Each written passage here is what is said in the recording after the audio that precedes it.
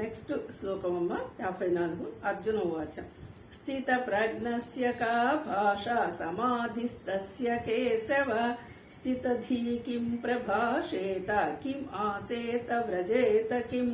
ఇగో 4 మాటల్లో ఒకటి ఇక్కడ అడుగుతూ ఉన్నాడు ప్రశ్నలు. ఇప్పుడు మనకు వచ్చిన అనుమానమే కదా, మీరు ఏదో బాగానే చెప్తున్నారండి అక్కడ ఉన్నది చదివి, మరి ఇప్పుడు మేము ఎలాగ ఆ స్థితిలో ఉండాలి, ఎలా అంటే ఇక్కడ చెప్తున్నా. స్థిత ప్రజ్ఞస్య కా భాష సమాధిస్తస్య కేశవ స్థితిది కిం ప్రభాషేత కిం ఆసీత వ్రజేత కిం. అంటే అన్ని చూడండి, కిం కిం కిం ఎన్నిసార్లు వచ్చింది, కిం ప్రశ్న.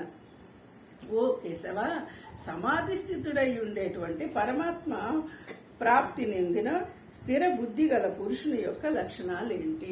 ఇప్పుడు నువ్వు అదేదో అలాగా మేము ఉండాలి, స్థిర బుద్ధితో మేము ఉండాలి అని కదా నువ్వు బోధిస్తున్నావు. అలాంటి స్థిర బుద్ధిని పొందినవాడు ఎలా ఉంటాడు అంటే, మనకి ఇప్పుడు ఎవరైనా సరే ఆత్మజ్ఞానాన్ని పొందారు, లేదంటే పరమాత్మ సాక్షాత్కారం వీళ్ళు పొందారు, వీళ్ళు ఆత్మజ్ఞానవంతులు బ్రహ్మవేత్తలు అని మనము వాళ్ళని ఎలా గుర్తించాలి? చూసేదానికేమో మరి అందరూ ఒకటిగానే కనపడుతున్నారు. కాషాయం కట్టినంత మాత్రాన బ్రహ్మవేత్తలు అనుకోవాలా? ఆశ్రమవాసులైనంత మాత్రాన బ్రహ్మవేత్తలు అనుకోవాలా?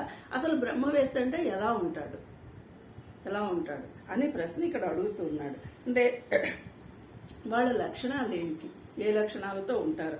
అలాగే స్థితదీహి, స్థిర బుద్ధి గలవాడు అంటే స్థిరమైనటువంటి బుద్ధి గలవాడు. కిం ప్రభాషే, ఎలా మాట్లాడతాడు, వాళ్ళ మాటలు ఎలా ఉంటాయి? కిం ఆసీత, ఎలా కూర్చుంటాడు?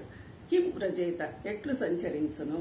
అంటే ఈ ప్రశ్నలు వాళ్ళ మాటలు ఎలా ఉంటాయి, వాళ్ళు ఎలాగా కూర్చుంటారు, ఎలా మమేకం అవుతారన్న విషయాలుగా అడుగుతున్నాం. మనం కూడా ఇప్పుడు మనం తెలుసుకోవాలనుకుంటున్నాము ఈ బ్రహ్మవేత్త గురించి, ఆత్మజ్ఞానం గురించి. ఎలా ఉంటారు వాళ్ళు, ముందు వాళ్ళ గురించి తెలిస్తే మనం కూడా అలా ఉండడానికి ప్రయత్నం చెయ్యవచ్చు. ఇక్కడ అర్జునుడు అడిగిన దానికి సమాధి స్థితుడై పరమ ప్రాప్తి నందిన స్థిత ప్రజ్ఞుని యొక్క లక్షణాలేవి, అతడు ఎట్లా భాషించును, ఎట్లా కూర్చును, ఎట్లా నడుచును అడిగే ప్రశ్న ఇది అడిగాడు.